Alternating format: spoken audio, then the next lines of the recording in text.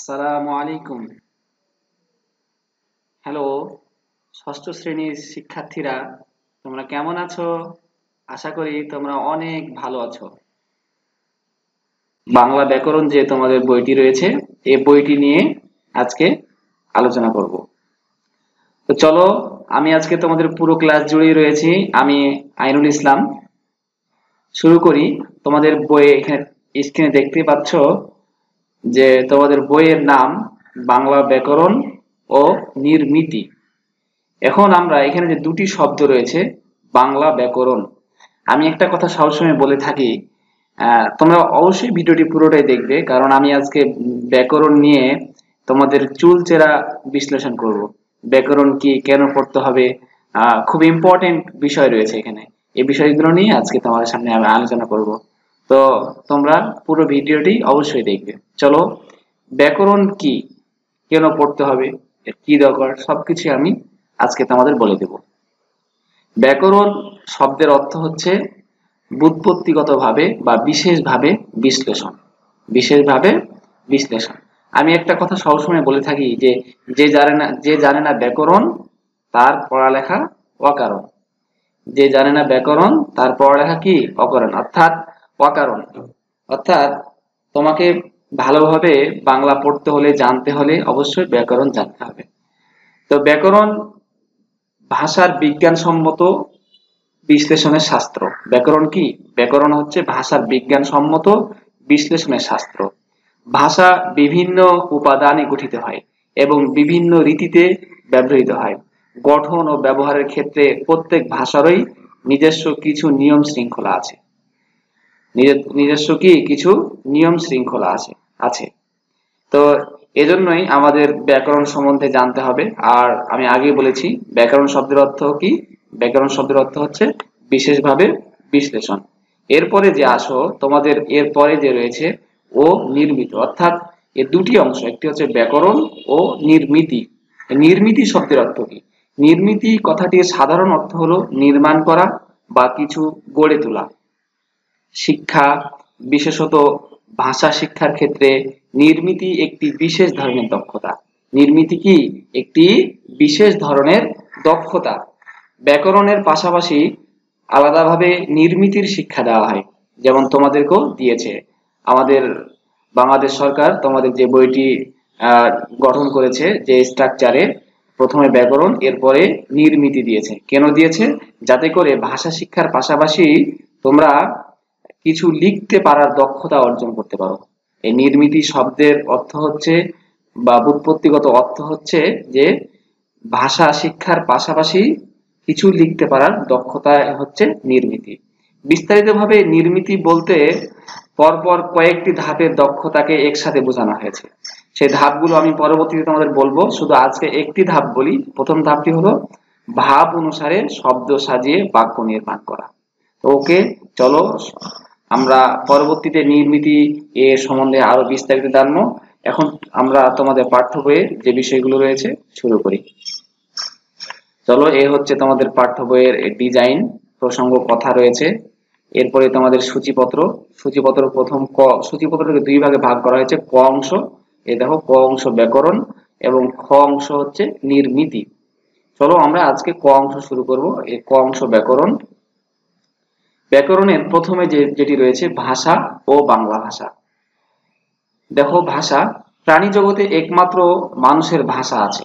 প্রাণী জগতে একমাত্র প্রাণী যেটা মানুষ, তাদেরই ভাষা আছে, অন্য কারো ভাষা নেই। যদিও আছে, সেটা আমরা বুঝতে পারি না।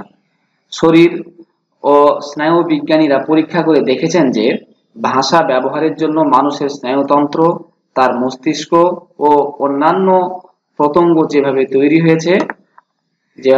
হয়েছে অন্যান্য প্রাণীর ক্ষেত্রে তা দেখা যায় না।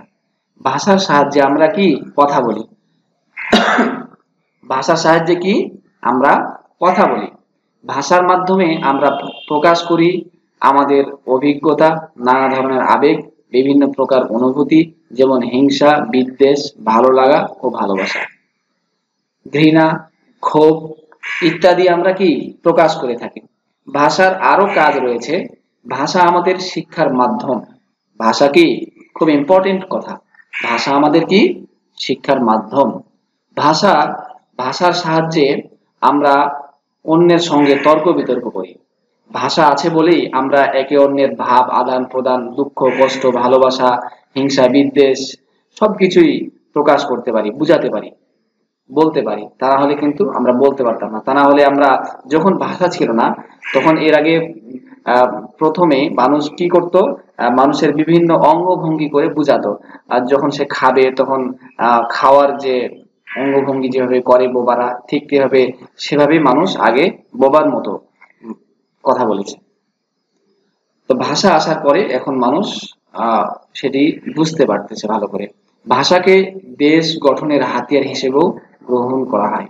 অবশ্যই ভাষাকে দেশ গঠনের হাতিয়ার হিসেবে গ্রহণ করা হয়। অর্থাৎ মনে করো যে এক দেশে নানান ধরনের লোক রয়েছে বা একই জাতির লোক রয়েছে, অথচ তারা একে অপরের সাথে কুশল বিনিময় করতে পারে না। কিসের অভাবে? ভাষার অভাবে। এজন্যই ভাষা হচ্ছে দেশ গঠনের হাতিয়ার। দেশ গঠন বলতে দেশের ও মানুষের উন্নয়ন ও অগ্রগতিকে বোঝায়। তাহলে দেশ গঠন বলতে কি বোঝায়? দেশের ও মানুষের উন্নয়ন ও অগ্রগতিকে বোঝায়। তাহলে এই মানুষের উন্নয়ন এবং অগ্রগতি হতে হলে অবশ্যই ভাষার প্রয়োজন রয়েছে। এই অগ্রগতি বা কল্যাণ সাধন কিভাবে করা যাবে, কিভাবে দেশের মানুষের মঙ্গল করা সম্ভব, সেসব কথা ভাষার মাধ্যমে মানুষের কাছে তুলে ধরতে হয়। ভাষা দুই প্রকার। ভাষা কয় প্রকার? দুই প্রকার, মৌখিক ভাষা আর নাম্বার হচ্ছে লিখিত ভাষা। মৌখিক ভাষার ইংলিশ হচ্ছে ওরাল ল্যাঙ্গুয়েজ অ্যান্ড লিখিত ভাষার ইংলিশ হচ্ছে রিটেন ল্যাঙ্গুয়েজ। চলো আমরা প্রথমে মৌখিক ভাষা অর্থাৎ ওরাল ল্যাঙ্গুয়েজ পড়ে আসি। আদিতে লেখার ব্যবস্থা বা লিখিত ভাষার প্রচলন ছিল না। আমি একটু আগে বলেছি আদিতে বলতে শুরুতে, পৃথিবী সৃষ্টির সূচনা লগ্নের দিকে, সে সময় লেখার কোনো ব্যবস্থা ছিল না, লিখিত ভাষার প্রচলন ছিল না। মুখের ভাষাই তখন মানুষের একমাত্র প্রকাশ মাধ্যম ছিল। এখনো বিশ্বের বহু ভাষা মৌখিক পর্যায়ে রয়ে গেছে। এখনো কি বিশ্বের অনেক ভাষা আছে যেগুলো এখনো লিখিত রূপ বের হয়নি। আমাদের দেশের ক্ষুদ্র নৃগোষ্ঠীগুলোর প্রত্যেকেরই ভাষা আছে, কিন্তু তাদের সব ভাষার লিখন ব্যবস্থা নেই। মুখে মুখে সেগুলো প্রচলিত আছে। যেমন আদিবাসী, চাকমা, মারমা, এদের কিন্তু ভাষাগুলো শুনতে একটু ব্যতিক্রম লাগে। এদের ভাষা কিন্তু লিখিত রূপ এখনো বের হয়নি। যেসব ভাষা লেখার কোনো ব্যবস্থা নেই সেগুলোই হলো মৌখিক ভাষা। তাহলে যেসব ভাষার, এই লাইনটি খুব ইম্পর্টেন্ট, যেসব ভাষার লেখার কোনো ব্যবস্থা নাই সেগুলোই হলো কি? মৌখিক ভাষা। তাহলে মৌখিক ভাষা কি তোমরা অবশ্যই বুঝেছো। এরপরে চলো লিখিত ভাষা। মুখের ভাষার সীমাবদ্ধতা আছে। যে ব্যক্তি তা ব্যবহার করে তার জীবন শেষ হলে এ ভাষার সঙ্গে আর পরিচিত হওয়া যায় না। অর্থাৎ মুখের ভাষার একটা সীমাবদ্ধতা আছে। কিভাবে? যেমন আমাদের জীবন একদিন ফুরিয়ে যাবে, আমরা মারা যাব, এই পৃথিবী ছেড়ে চলে যাব। চলে যাওয়ার সাথে সাথে আমাদের প্রত্যেকেরই ভাষা বন্ধ হয়ে যাবে। ঠিক তেমনি ভাবে আমি যে কথাগুলো আজকে তোমাদের সামনে কথা বলছি, আমি একদিন মারা গেলে আমি আর কথা বলতে পারবো না, কিন্তু আমার এই ভিডিওটি যখন থেকে যাবে, তোমরা দেখবে, তখন কিন্তু তাহলে আমার ভাষাটি থেকেই গেল। তাহলে এটি বলতেছে এখানে যে আহ তার জীবন শেষ হলেও এ ভাষার সঙ্গে আর পরিচিত হওয়া যায় না। এটাই হচ্ছে ভাষার সীমাবদ্ধতা। তার জ্ঞান, অভিজ্ঞতা বা উপলব্ধির সঙ্গে অন্য মানুষের পরিচিত হওয়ার কোনো সুযোগ থাকে না। তাহলে তার জ্ঞান কেমন ছিল, অভিজ্ঞতা কেমন ছিল, তার সাথে পরিচিত হওয়ার কোনো সুযোগ থাকে না। কিন্তু সে যদি কোনো বই লিখে যায়, তার সম্বন্ধে কোনো কিছু বলে যায়, কোনো ভিডিও বানিয়ে থাকে, তাহলে কিন্তু সেগুলো তার মৃত্যুর পরও থেকে যায়। তখন আমরা তাকে দেখতে পারি, তিনি কিভাবে কথা বলতেন, তিনার পরিচয় সবকিছু আমরা এই লিখনির মাধ্যমে বা ভিডিওর মাধ্যমে জানতে পারলাম। কোনো কিছু কাছে হার স্বীকার করা মানুষের ধর্ম নয়। মানুষ চেষ্টা করেছে তার ভাষাকে ধরে রাখতে, যাতে ব্যক্তির মৃত্যুর পরও ভাষা বেঁচে থাকে। দেখো, যাতে ব্যক্তির মৃত্যুর পরও ভাষা বেঁচে থাকে, এই কারণেই মূলত লিখিত ভাষার প্রচলনটি চলে এসেছে। এভাবেই একদিন আবিষ্কৃত হয়েছে লিখন ব্যবস্থা, রাইটিং সিস্টেম। লিখন ব্যবস্থার ইংলিশ হচ্ছে রাইটিং সিস্টেম। বিশ্বের ভাষাগুলো লেখার নানা ব্যবস্থা রয়েছে। আপাত মনে হয় ভাষাসমূহের লিখন ব্যবস্থা বহু এবং একটির সঙ্গে আরেকটির কোনো মিল নেই, কিন্তু সে ধারণা বাস্তব নয়। ভাষার লিখন ব্যবস্থা প্রধানত তিন প্রকার। ভাষার লিখন ব্যবস্থা প্রধানত কয় প্রকার? তিন প্রকার। তাহলে এখানে দুটি বিষয়, ভাষা কয় প্রকার? দুই প্রকার। একটি হচ্ছে মৌখিক ভাষা ওরাল ল্যাঙ্গুয়েজ, আর একটি হচ্ছে লিখিত ভাষা রিটেন ল্যাঙ্গুয়েজ। এখানে আবার লিখিত ব্যবস্থা প্রধানত তিন প্রকার। কয় প্রকার? প্রধানত তিন প্রকার। একটি হচ্ছে কি অ্যালফাবেটিক। আলফাবেটিক কি? বর্ণভিত্তিক। আলফাবেটিক মানে বর্ণভিত্তিক। বিশ্বের অনেক ভাষারই বর্ণ আছে, যেমন বাংলা, ইংরেজি, রুশ, হিন্দি, তামিল প্রভৃতি। এসব ভাষার কি বর্ণ রয়েছে, লেটার রয়েছে। এসব ভাষার লিখন ব্যবস্থা হলো বর্ণভিত্তিক। এগুলোর ভাষার লিখন ব্যবস্থা কেমন? বর্ণভিত্তিক। তোমরা অবশ্যই এই বইটি ভালো করে পড়তে হবে, কারণ এখানে অবজেক্টিভ রয়েছে, অর্থাৎ এমসিকিউ, মাল্টিপল চুজ কোশ্চেন রয়েছে, এগুলো তোমাদেরকে দাগাতে হবে। তো অতএব অবশ্যই বইটি ভালো করে রিডিং করতে হবে। এই কারণেই কিন্তু আমি লাইন টু লাইন রিডিং পড়িয়ে দিচ্ছি আর বারবার বলে দিচ্ছি এই জায়গাটা ইম্পর্টেন্ট, প্রশ্ন হতে পারে। তোমরা অবশ্যই মনে রাখবে, এগুলো খুব সেনসিটিভ বিষয়গুলো। এসব ভাষার লিখন ব্যবস্থা হলো বর্ণভিত্তিক। এরপরে দেখো 2 নম্বরে অক্ষর ভিত্তিক, অর্থাৎ সিলাবিক। অক্ষর এই জন্য অনেকে বলে যে অক্ষর আর বর্ণের মধ্যে আসমান জমিন তফাৎ আছে, এটা কিন্তু অনেকেই বুঝে না। দেখো, অক্ষর আর বর্ণ অনেক পার্থক্য। এই যে ক, খ, গ, ঘ, এগুলো একটি কি? একটি বর্ণ। কিন্তু অক্ষর কি? যেমন মনে করো আমি বললাম ইউনিভার্সিটি। এখানে এই যে ইউনিভার্সিটি আমি শব্দটি বলেছি, এখানে পাঁচটি অক্ষর আছে। এরপর যদি আমি বলি বিউটিফুল, তাহলে এখানে কয়টি অক্ষর আছে? তিনটি। Beautiful, beautiful. তাহলে এই যে অক্ষর হচ্ছে একজন মানুষ একটি একটি শব্দ কতবারে উচ্চারণ করতে পারে, যতবারে উচ্চারণ করতে পারে ততটি অক্ষর রয়েছে। যেমন বিউটিফুল শব্দটি আমরা 3 বারে উচ্চারণ করতে পারি। অর্থাৎ সিলেবল আমরা ইংলিশ যখন পড়বে তোমরা এটা ভালোভাবে বুঝতে পারবে, ইংলিশ গ্রামার বাংলাতেও আমি বুঝিয়ে দিব। তো সিলেবল পড়লে আমরা অক্ষর সম্বন্ধে ধারণা পেতে পারি। অর্থাৎ একটি শব্দ যতবারে উচ্চারণ হয় ততটি অক্ষর সেখানে রয়েছে। যেমন মনে করো ডোর, এটি এখানে একটি অক্ষর রয়েছে, একবারে উচ্চারণ হয়েছে, একটি শব্দ একটি অক্ষর। কিন্তু বিউটিফুল একটি শব্দ, অক্ষর কয়টি? 3টি। তাহলে চলো, অক্ষর বলতে বোঝায় কথার টুকরো অংশ। তাহলে অক্ষর বলতে কি বোঝায়? কথার টুকরো অংশ। কখনোই বলা যাবে না যেমন অনেকে বলে আরবি অক্ষর কয়টি? 29টি। অক্ষর বলা যাবে না। আরবি বর্ণ কয়টি? আরবি হরফ কয়টি? 29টি। এভাবে বলতে হবে। বাংলা অক্ষর কয়টি? এটি বলা যাবে না। বাংলা বর্ণ কয়টি? এটি বলতে হবে। ওকে? অক্ষর আর বর্ণ এক জিনিস নয়। কথা বলার সময় আমরা এ অংশই উচ্চারণ করি। কথা বলার সময় আমরা এ অংশই উচ্চারণ করি। একে উচ্চারণের একক ধরা হয়। অর্থাৎ অক্ষর অক্ষর হলো কি? উচ্চারণের একক। তাহলে এটা কখনোই তোমরা ভুলবে না। যদি পরীক্ষা আসে উচ্চারণের একক কি, অপশনে থাকবে অক্ষর, বর্ণ, ভাষা, অনেক কিছু থাকবে। তোমরা অ্যান্সার করবে কি? অক্ষর। উচ্চারণের একক কি? অক্ষর। একে দলও বলে। একে কি? অক্ষরকে দলও বলে। অক্ষর অনুযায়ী যেসব ভাষা লেখার ব্যবস্থা গড়ে উঠেছে তাকে বলে অক্ষর ভিত্তিক লিখন রীতি। তাকে কি বলে? অক্ষর ভিত্তিক লিখন রীতি। যেমন জাপানি ভাষা। যেমন কি? জাপানি ভাষা। এরপরে দেখো ভাবাত্মক। এর আগে 2টি পড়েছি, 3 নম্বর হচ্ছে ভাবাত্মক, আইডিওগ্রাফিক। বিশ্বে এমন কিছু ভাষা আছে যেগুলো লেখার জন্য বর্ণ কিংবা অক্ষর কোনোটি ব্যবহার করা হয় না। অনেকটা ছবি এঁকে এসব ভাষা লেখা হয়। তাহলে কিছু কিছু ভাষা আছে যেগুলো কিন্তু বর্ণ নেই, যেগুলো কোনো বর্ণ নেই। এগুলো কিভাবে লেখা হয়? ছবি এঁকে লেখা হয়। এই লিখন ব্যবস্থাই হলো ভাবাত্মক। এই লিখন ব্যবস্থায় হলো কি? ভাবাত্মক। চীনা, কোরীয় ভাষা এই পদ্ধতিতে লেখা হয়। তাহলে ভাবাত্মক ভাষার 2টি উদাহরণ দাও যদি বলে, তাহলে পারবে না? অবশ্যই পারবে। কি? চীনা ও কোরীয় ভাষা এই পদ্ধতিতে লেখা হয়, ভাবাত্মক পদ্ধতিতে। অর্থাৎ ভাবাত্মক পদ্ধতিটাই হচ্ছে কি? ছবি এঁকে ভাষা লেখা। ছবি এঁকে ভাষা লেখাটাই হচ্ছে ভাবাত্মক পদ্ধতি। এরপরে 1.2 এ আসো, ভাষার উপাদান। ভাষার উপাদান কি? ভাষার প্রধান উপাদান 4টি। ভাষার প্রধান উপাদান কি? 4টি। কি কি? ধ্বনি, শব্দ, বাক্য ও 4 নম্বরে কি? বাগর্থ। ঠিক আছে? নিচে এগুলো আলোচনা করা হলো। চলো আমরা ধ্বনি কি? ধ্বনি হচ্ছে, ধ্বনির ইংলিশ হচ্ছে সাউন্ড। সাউন্ড মানে ধ্বনি। বাতাসে আঘাতের ফলে ধ্বনির সৃষ্টি হয়। বাতাসে আঘাতের ফলে ধ্বনির সৃষ্টি হয়, কিন্তু সব ধ্বনি ভাষার ধ্বনি নয়। সব ধ্বনি আবার ভাষার ধ্বনি নয়।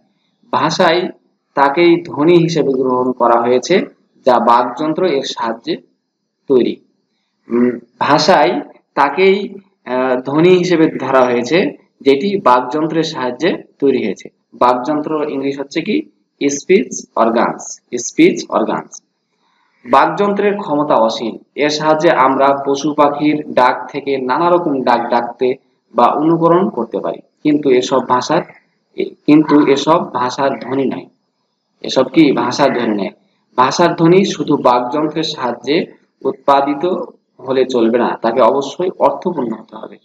তাহলে আমি একটি আওয়াজ করলাম, শব্দ করলাম, চিল্লালাম, এর এর কোনো অর্থ নাই, তাহলে কিন্তু সেটি ধ্বনি হবে না। তাহলে সেটি কি ধ্বনি হবে না। ধ্বনি হতে হলে অবশ্যই বাকযন্ত্রের সাহায্যে উৎপাদিত হতে হবে, এবং আরেকটি শর্ত হচ্ছে কি তাকে অবশ্যই অর্থপূর্ণ হতে হবে।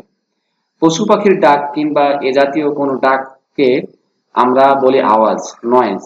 আমরা তাকে সাউন্ড বলি না। কিন্তু যখন পশু পাখি কোনো শব্দ করে, ডাকে, পাখি ডাকে, তখন আমরা কি বলি, একটা শব্দ হচ্ছে। মেশিন যখন চলে তখনও কিন্তু একটা ধ্বনি, কিন্তু সেটা ধ্বনি বলি না, আমরা সেটা কি বলি, আওয়াজ বলি, নয়েজ বলি।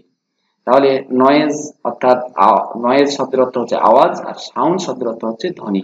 তাহলে আওয়াজ আর ধ্বনির পার্থক্য তোমরা বুঝতে পেরেছো, যে ধ্বনি হলো সেটি যেটি আমাদের বাকযন্ত্রের সাহায্যে উচ্চারিত হতে হবে, এবং সেটিকে অবশ্যই অর্থপূর্ণ হতে হবে। আর আওয়াজ হলো সেটি যেটি পশু পাখি, কোনো মেশিন, কোনো যন্ত্রের সাহায্যে তৈরি হয়, সেটিকে আমরা বলি কি আওয়াজ, কারণ সেটির কোনো অর্থ নেই, সেটি শুধু শব্দই, এমনি একটি আওয়াজ। ভাষার একটি ধ্বনি ভাষার একটি ধ্বনির স্থলে আরেকটি ধ্বনি বদলে দিলে নতুন অর্থবোধক শব্দ তৈরি হয়। যেমন কাল, এখানে ক ধ্বনিটি বদলিয়ে খ বললেই সম্পূর্ণ ভিন্ন অর্থ বহন করে এমন শব্দ তৈরি হয়। যেমন কালের জায়গায় আমি যদি খ বলি তাহলে কি হবে, খাল। এরপরে যদি আমি কয়ের জায়গায় গ বলি, গাল। এরপরে যদি আমি ঘ বলি, ঘাল। এরপরে যদি মনে আমি ত বলি, তাল। এভাবে দেখো, তাল, ঢাল, মাল, শাল। তাহলে তাহলে ধ্বনিটা বদলে দিলেই নতুন নতুন অর্থবোধক শব্দ তৈরি হবে, যেভাবে তৈরি হয়েছে এখানে। এভাবে আমরা খ, গ, ত, ম, তালব্য শ ধ্বনি পাই। ধ্বনির উপলব্ধি ভাষাভাষীদের মনেই রয়েছে, এবং স্বাক্ষর ও নিরক্ষর সব মানুষই তা জানে, বোঝে ও ব্যবহার করে। এ হচ্ছে আমরা ধ্বনি পড়লাম, সাউন্ড। এরপরে খ নাম্বারে রয়েছে আমাদের ওয়ার্ড, শব্দ। এক বা একাধিক ধ্বনি মিলে শব্দের সৃষ্টি হয়। এক বা একাধিক ধ্বনি মিলে কি শব্দের সৃষ্টি হয়। তাহলে শব্দ কাকে বলে, এক বা একাধিক ধ্বনি মিলে অর্থপূর্ণ অর্থপূর্ণ কোনো ধ্বনিকেই শব্দ বলে। অর্থপূর্ণ কোনো ধ্বনিকেই শব্দ বলে। ঠিক আছে। যেমন মানুষ, এখানে 5টি ধ্বনি আছে। মানুষে কয়টি ধ্বনি আছে, 5টি। দেখো, এই যে এখানে ম শব্দটি, এটি একটি ধ্বনি। আবার এই যে আকার রয়েছে, আকার হচ্ছে কার সংক্ষিপ্ত রূপ, এই যে সরিয়া আছে এর হচ্ছে সংক্ষিপ্ত রূপে আমরা এখানে আকার লেখা হয়েছে, তাহলে এটি একটি ধ্বনি। এরপরে হচ্ছে দন্তন, দন্তন্য, দন্তন্য এই ধ্বনিটি, বর্ণটি দেখো, এটি একটি, 3টি। এরপরে এর সাথে যে হস্যু রয়েছে, এটি, এই বর্ণটির সংক্ষিপ্ত রূপ হচ্ছে হস্যু, এটি একটি। আর এখানে হচ্ছে তালব্য শ। এখানে তো টোটাল টোটাল ধ্বনি কয়টি, 5টি ধ্বনি আছে এই শব্দটিতে। এই 5টি ধ্বনি রয়েছে। এই 5টি ধ্বনি মিলে একটি শব্দ তৈরি হয়েছে, যার অর্থ রয়েছে। লক্ষ্য করো, এই উদাহরণের শেষে ধ্বনিটি বোঝাতে তালব্য শ লিখে প্রথমে বন্ধনীতে মূর্ধন্য ষ লেখা হয়েছে। এই যে বন্ধনীতে মূর্ধন্য ষ লেখা হয়েছে, মনে রাখতে হবে মূর্ধন্য ষ ধ্বনি নয়। মূর্ধন্য ষ কি ধ্বনি নয়, বর্ণ। ঠিক আছে। এখানে এখানে মূলত কিন্তু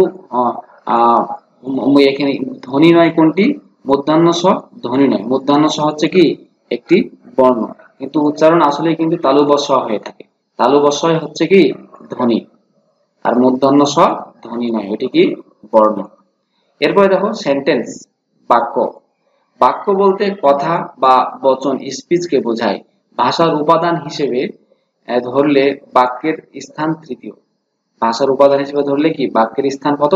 তৃতীয়। ধ্বনি দিয়ে যা শুরু হয়েছিল শব্দে এসে তা আরো সংহত হয়।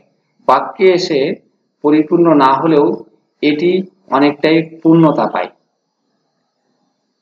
প্রতিটি বাক্যই কেউ উৎপাদন করে আর কেউ শোনে। বাক্যের সঙ্গে দুইজনের সম্পর্ক রয়েছে। একটি বাক্যের সঙ্গে কি দুইজনের সম্পর্ক রয়েছে, বক্তা, স্পিকার, অর্থাৎ আমি যেমন বলতেছি আমি বক্তা, আর তোমরা শুনতেছো হেয়ারার, শ্রোতা। এই দুই পক্ষের মধ্যে কোনো ঘাটতি থাকলে চলে না, কোনো ঘাটতি থাকলে চলবে না। বক্তা যা বলে তাতে শ্রোতার সব কৌতূহল মিটতে হয়। আমি যা কিছু বলছি সবকিছুই বুঝিয়ে দিতে হবে, যাতে করে তোমাদের কোনো আকাঙ্ক্ষা না থাকে যে, যেমন আমি বললাম আমি স্কুল বলে আটকে আছি, এখন যদি আমি কিছু না বলি তোমরা বলবা স্যার কিছু বলেন, আপনি কিছু বলতে চাচ্ছেন মনে হয়। অবশ্যই বলতে চাচ্ছি, আমি ভাত খেয়ে স্কুল যাই।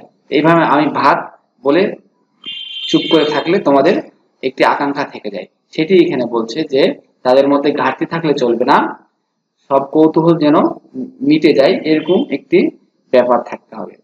এজন্য বলা হয় যা উক্তি হিসেবে সম্পূর্ণ এবং যাতে শ্রোতা পরিপূর্ণভাবে তৃপ্ত হয় তাই হলো বাক্য। তাহলে বাক্য কাকে বলে? যা উক্তি হিসেবে সম্পূর্ণ এবং যাতে শ্রোতা পরিপূর্ণভাবে তৃপ্ত হয় তাই হলো বাক্য। বা আমরা এটাই বলতে পারি যে অর্থপূর্ণ কয়েকটি শব্দ পাশাপাশি বসে মনের ভাব সম্পূর্ণরূপে প্রকাশিত হলে তাকে বাক্য বলে। তাহলে আমরা ধ্বনি কয়েকটি আহ, আহ, ধ্বনি হচ্ছে বাকযন্ত্রের সাহায্যে উচ্চারিত অর্থপূর্ণ কিছু সাউন্ড হচ্ছে ধ্বনি। আর শব্দ কাকে বলে? এক বা একাধিক ধ্বনি মিলে একটি শব্দের সৃষ্টি হয়, যার মাধ্যমে মনের ভাব প্রকাশিত হয়। এক বা একাধিক কি অর্থপূর্ণ ধ্বনি মিলে, এক বা একাধিক অর্থপূর্ণ ধ্বনি মিলে শব্দের সৃষ্টি হয়। এরপরে দেখো, যেমন আমরা গ্রামে বাস করি, মহৎ গুণই মানুষকে বড় করে। এটি একটি কি বাক্য, আমরা গ্রামে বাস করি, মহৎ, এটি একটি বাক্য, মহৎ গুণই মানুষকে কি বড় করে। এরপরে দেখো এই যে বক্তা ও শ্রোতা এখানে দিয়েছে। এরপরে দেখো ঘ নম্বর, বাগর্থ, সিমান্টিক্স। অভিধানে শব্দের অর্থ থাকে, অভিধানে কি শব্দের অর্থ থাকে, কিন্তু সেই শব্দ যখন বিশেষ পরিবেশে ব্যবহার করা হয় তখন তার অর্থ বদলে যায়। একেই বলা চলে বাক্য প্রসঙ্গ। একই একই কথা বলা চলে বাক্য প্রসঙ্গে। আমরা শব্দের সাহায্যে যে বাক্য তৈরি করি তার অর্থ বাক্যে গিয়ে পরিবর্তিত হতে পারে। আমরা শব্দের সাহায্যে যে বাক্য তৈরি করি তার অর্থ বাক্যে গিয়ে পরিবর্তিত হতে পারে। যেমন পোড়া একটি শব্দ, এর অর্থ গন্ধ হওয়া। আগুনে তার খড়ের ঘর পুড়ে গেছে, আগুনে তার খড়ের ঘর পুড়ে গেছে। শব্দটি দিয়ে যখন বাক্য তৈরি করে বলা হয় আমার মন পুড়ছে, তখন এ পোড়া গন্ধ হওয়া নয়। দেখো পোড়া শব্দের অর্থ এখানে বললো তারা ও গন্ধ, কিন্তু এই বাক্যে গন্ধ ঠিক আছে, আগুনে তার খড়ের ঘর পুড়ে গেছে, অর্থাৎ এখানে খড়ের ঘর পুড়লে একটা গন্ধ হয়, এখানে পোড়া শব্দের অর্থ গন্ধ হচ্ছে, কিন্তু আমার মন পুড়ছে, এখানে কিন্তু পোড়া শব্দের অর্থ গন্ধ নয়। এখানে পোড়া শব্দের অর্থ হচ্ছে আমার মন পুড়ে যাচ্ছে, বলতে জ্বলে যাচ্ছে, বা আমি কষ্ট পাচ্ছি। এখানে পোড়া শব্দের অর্থ কষ্ট পাওয়া বোঝাচ্ছে। ভাষার শব্দ ও বাক্যের এসব অর্থের আলোচনাই হলো বাগর্থ। তাহলে ভাষার শব্দ ও বাক্যের এসব অর্থের আলোচনায়, তাহলে বাগর্থ এখানে কি করা হয়? এখানে অর্থ নিয়ে আলোচনা করা হয়। এরপরে দেখো প্রকাশ মাধ্যম ও ভাষা। ভাষা মানুষের ভাব প্রকাশের একমাত্র মাধ্যম নয়, একমাত্র কি মাধ্যম নয়, এজন্য আরো কিছু মাধ্যম রয়েছে। ভাষা আবিষ্কারের পূর্বে নানা রকম অঙ্গভঙ্গির মাধ্যমে, কখনো আবার ছবি এঁকে মানুষ নিজেকে প্রকাশ করেছে। এজন্য নানা ধরনের চিহ্ন এবং সংকেত ব্যবহার করা হয়েছে। আমরা মুখ বা চেহারার নানা ভঙ্গি করে হাসি, কান্না, বিস্ময়, জিজ্ঞাসা ইত্যাদি বোঝাতে পারি। মাথা নেড়ে হা বা না বোঝাতে পারি। এ জাতীয় ভাষাকে বলে অঙ্গভঙ্গির ভাষা বা গেস্টার ল্যাঙ্গুয়েজ। মানে তুমি মাথা ঝুঁকালেই, অনেক সময় মাথা ঝুঁকালে অনেক সময় উটি দ্বারা বোঝা যায় হা, আবার মাথা দিয়েই, মাথা নাড়ালেই বোঝা যায় তুমি সেটির উত্তর জানো না। ওকে, দেখো আমরা এই চিত্রে আমরা দেখতে পাচ্ছি অনেকগুলো সাংকেতিক চিহ্ন দেওয়া আছে মানুষের হাত দ্বারা। দেখো রাস্তায় দেখা যায় ট্রাফিক পুলিশ হাতের ইশারায় গাড়ি থামায়, আবার চলার নির্দেশ দেয়। রাস্তার দুপাশে অনেক নির্দেশ থাকে। রাস্তার দুপাশে কি অনেক নির্দেশ থাকে। আহ কোন দিকে গাড়ি চলবে, কোন দিকে গাড়ি চলবে না, রাস্তা সোজা না বাঁকা, পথচারী কিভাবে রাস্তা পার হবে ইত্যাদি। আহ যারা কথা বলতে ও শুনতে পায় না তাদের আমরা বলি মূক ও বধির। যারা কথা বলতে পারে না এবং শুনতে পায় না তারা বধির ও মূক, তাদেরকে আমরা বলি। তাদের ব্যবহারের জন্য এক ধরনের ভাষা আছে। হাতের আঙ্গুল ব্যবহার করে। যারা বোবা তাদেরকে যদি বলো আমাকে 5 টাকা দাও, তাহলে তোমার হাতের 5টি আঙ্গুল উঁচু করে দেখাতে হবে, তাহলে সে বুঝতে পারে। কখনো আঙ্গুল মুখে ছুঁয়ে, কখনো আবার হাত মাথায় উঠিয়ে, কখনো বুকে হাত দিয়ে তারা তাদের ভাব প্রকাশ করে। তাহলে অনেক ভাবে ভাব ভাব প্রকাশ করে। এই ভাষার মধ্যে এই যোগাযোগ পড়ে। একে বলে সংকেত ভাষা। একে বলে কি সংকেত ভাষা, সাইন ল্যাঙ্গুয়েজ, ইশারা ভাষা হিসাবেও পরিচিতি। তাহলে সংকেত ভাষার আরেকটি নাম হচ্ছে ইশারা ভাষা। তাহলে আমরা যারা বুঝে না তারা ইশারার মাধ্যমে আমরা বুঝিয়ে থাকি। এরপরে রয়েছে মাতৃভাষা ও বাংলা ভাষা। এরপরে রয়েছে কি মাতৃভাষা ও বাংলা ভাষা। আমরা মাতৃভাষা ও বাংলা ভাষা পর্যন্তই আজকে পড়ব। চলো আমরা এটুকু পড়ে শেষ করব। মাতৃভাষা অর্থ মায়ের ভাষা, অর্থাৎ মা আমাদের যে ভাষা শিখিয়েছেন সেটি হচ্ছে কি মাতৃভাষা। অন্যভাবে বলা যায় আমরা মায়ের কাছ থেকে যে ভাষা শিখি তাই হলো আমাদের মাতৃভাষা, মাদার ল্যাঙ্গুয়েজ। Mother language. শিশু সবসময়ই যে মায়ের কাছ থেকে ভাষা শেখে তা নয়, কখনো কখনো এর ব্যতিক্রম ঘটে। মায়ের মতো যে শিশুকে প্রতিপালন করে কিংবা জন্মের পর থেকে যার সেবায় ও যত্নে শিশু ধীরে ধীরে বেড়ে ওঠে, তার ভাষাই শিশু প্রথম শেখে। অর্থাৎ আহ মায়ের মায়ের ভাষাই যে সবসময় শিশু শিখবে তা নাই, কিন্তু এক কথায় শিশু যে পরিবেশে, শিশু অবস্থায় যে পরিবেশে থাকবে, যাদের কাছে লালন পালন বেড়ে উঠবে, সে ভাষাগুলি শিখবে। এখন যদি একজন বাচ্চাকে বাংলাদেশে জন্মগ্রহণ করার পরে সে বাংলাদেশে রাখা হয়, আরেকজন বাংলাদেশি জন্ম অথচ তাকে জন্মের পরেই যদি আমেরিকায় পাঠিয়ে দেওয়া হয় তাহলে, বা সৌদি আরবে পাঠিয়ে দেওয়া হয়, তাহলে তিনজনকে তিন জায়গায় রাখলে, অথচ জন্ম কিন্তু তার বাংলাদেশি, সে একজন বাঙালি মায়েরই সন্তান, অথচ একজন বাচ্চা শিখবে বাংলা ভাষা, যে আমেরিকায় আছে সে শিখবে ইংরেজি ভাষা, আর যে রয়েছে সৌদি আরবে সে শিখবে আরবি ভাষা। অর্থাৎ যে যেখানে যে পরিবেশে বেড়ে উঠবে সে ভাষায় সে শিখবে। বাঙালি মায়ের সন্তান জন্মের পর থেকে স্প্যানিশ বা জার্মান ভাষীর মায়ের পরিচর্যায় বড় হলে তার প্রথম বা মাতৃভাষা কখনো বাংলা হবে না। দেখো আমি যে কথাটুকু বলছি সেগুলোই কিন্তু এখানে লিখেছে, সেগুলোই বলছে। হ্যাঁ অবশ্যই সেগুলোই বলবে। আমি একটু আগে যে বললাম, তাকে যদি আমেরিকায় পাঠানো হয় তাহলে সে ইংলিশ শিখবে, তাকে যদি সৌদি আরবে পাঠানো হয় তাহলে সে ছোট থেকে অনর্গল আরবি বলতে পারবে, যেভাবে তুমি আমি বাংলা ভাষায় মনের ভাব প্রকাশ করতে পারি। তাই বলা হয় শিশু প্রথম যে ভাষা শেখে তাই তার প্রথম ভাষা, অর্থাৎ ফার্স্ট ল্যাঙ্গুয়েজ। তাহলে মাতৃভাষার অপর নাম হচ্ছে ফার্স্ট ল্যাঙ্গুয়েজ বা মাতৃভাষায়। দেখো তাহলে এটি পরীক্ষা অনেকবার এসেছে যে মাদার ল্যাঙ্গুয়েজের অপর নাম কি, ফার্স্ট ল্যাঙ্গুয়েজ বা মাতৃভাষা। সাধারণত দেখা যায় যে বাঙালি মায়ের শিশুর মাতৃভাষা বাংলা, ইংরেজ মায়ের শিশুর ইংরেজি, আরবি মায়ের শিশুর আরবি, জাপানি মায়ের শিশুর জাপানি ভাষা। তাহলে আমরা দেখতে পারলাম, আমি একটু আগে বলেছি যে মা যেমন হবে, অর্থাৎ শিশু যে পরিবেশে বড় হবে সে ভাষাই হচ্ছে তার ফার্স্ট ল্যাঙ্গুয়েজ বা মাদার ল্যাঙ্গুয়েজ। তো ওকে, আজকে এ পর্যন্তই। আমি এরপরে তোমাদের আরো যে ইম্পর্টেন্ট বিষয়গুলো রয়েছে, ভাষার রূপ বৈচিত্র্য, ভাষা কাকে বলে, ভাষার প্রামাণ্য সংজ্ঞা রয়েছে, ব্যাকরণ কাকে বলে, আমরা সবকিছু পড়বো। তো এইগুলো অবশ্যই পড়তে হবে, কখনোই তোমরা এগুলো বাদ দিয়ে যাবে না। কারণ এগুলো থেকে তোমাদের অনেক অবজেক্টিভ আসবে, পরীক্ষায় অনেক প্রশ্ন আসবে, এমসিকিউ আসবে, এগুলো তোমাদের দাগাতে হবে, অতএব অবশ্যই পড়তে হবে। আর আমি যে কথাটি বলেছি যে যে জানে না ব্যাকরণ তার পড়া অকারণ। তো অবশ্যই তোমরা ভালোভাবে ব্যাকরণ জানবে, তাহলে ভালোভাবে গুছিয়ে কথা বলতে পারবে। তো ওকে, তোমরা ভালো থাকো, সুস্থ থাকো, এবং আমাদের চ্যানেলটিকে অবশ্যই অবশ্যই লাইক দিবে, সাবস্ক্রাইব করে রাখবে, যাতে করে প্রতিটি ভিডিও আমরা আপলোডের সাথে সাথেই তোমরা নোটিফিকেশন বেল অন করে রাখলে পেয়ে যাবে। তো ওকে, সে পর্যন্ত ভালো থাকো। আল্লাহ হাফেজ। Best of luck.